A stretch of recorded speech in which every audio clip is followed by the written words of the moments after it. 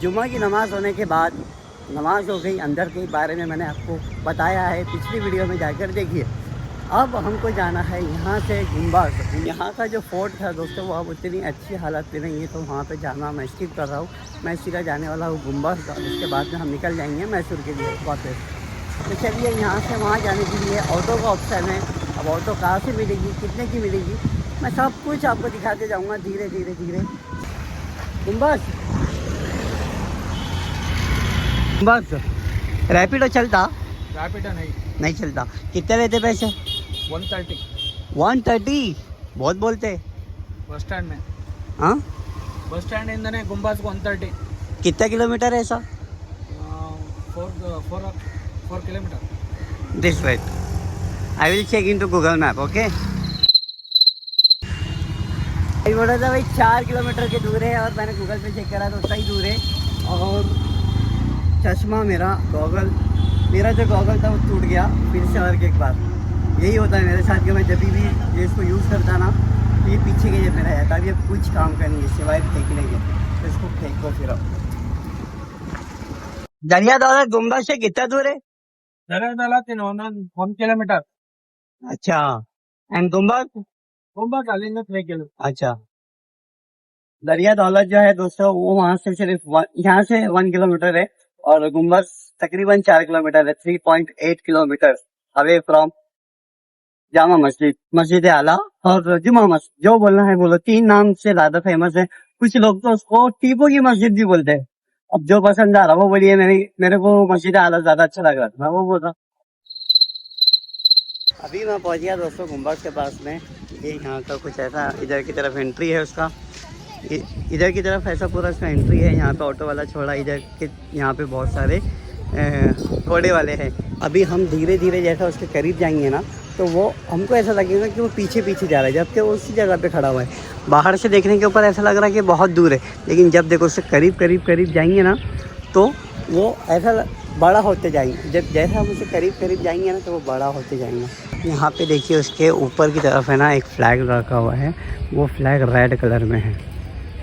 अब मेरे को तो ये आइडिया नहीं है, ऐसा डाउट हो रहा है अभी तक के, तो होना हो ये फ्लैग है ना हज़रत टीपू सुल्तान का ही हो, उनकी सल्तनत का ही हो। ये देखिए यहाँ से कितना खूबसूरत दिख रहा है भाई ये। अब धीरे धीरे हम उसके अंदर जाने की कोशिश करेंगे।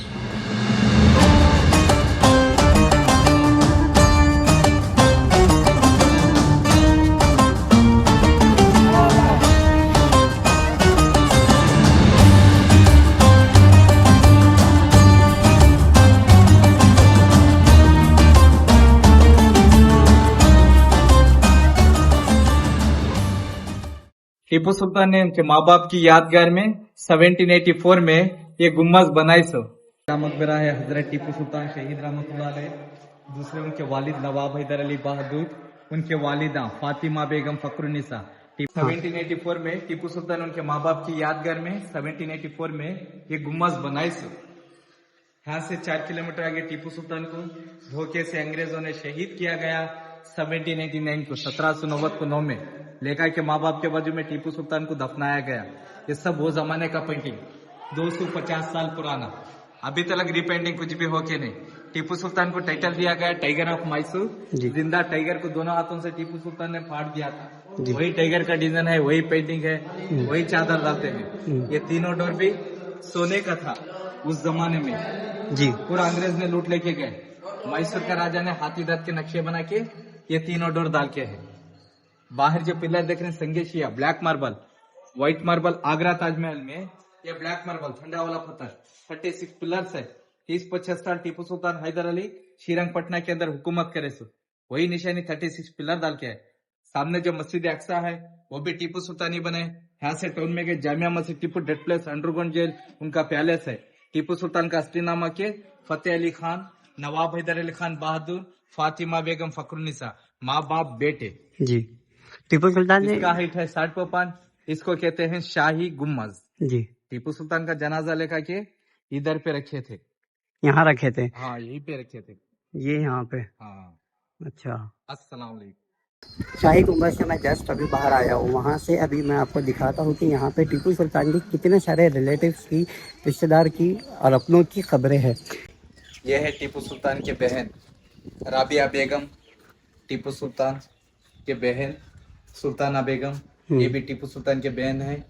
फातिमा बेगम टीपू सुल्तान के बेटी हैं। अच्छा। हाँ, ये है सैयद शाह साहेब, टीपू सुल्तान के दामाद।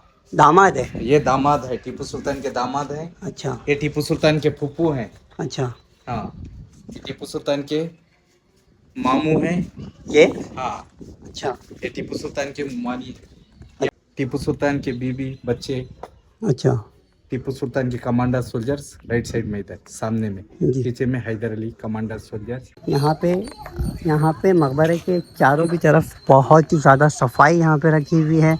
हजरत का मकबरे की ऊंचाई आप देख सकते हैं।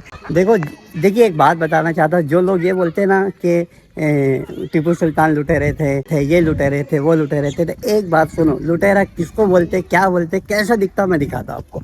ये जो आप अभी ब्लैक कलर का दरवाज़ा है, यहाँ पे डोर देख रहे हैं ना, ये इस मकबरे के ना 3 तरफ से ऐसा डोर है। तीनों भी डोर उस ज़माने में गोल्ड के थे। जी हाँ, तब का गोल्ड बहुत ज़्यादा प्योर था, आज के गोल्ड से तो कहीं ज़्यादा। तब का ये है, तीनों भी हैं दोस्तों, उस ज़माने में गोल्ड से बने हुए थे। अंग्रेज़ जब यहाँ पर आए हज़रत टीपू सुल्तान की शहीद के बाद में, तो अंग्रेज़ों ने इसको उखाड़े और लेकर गए।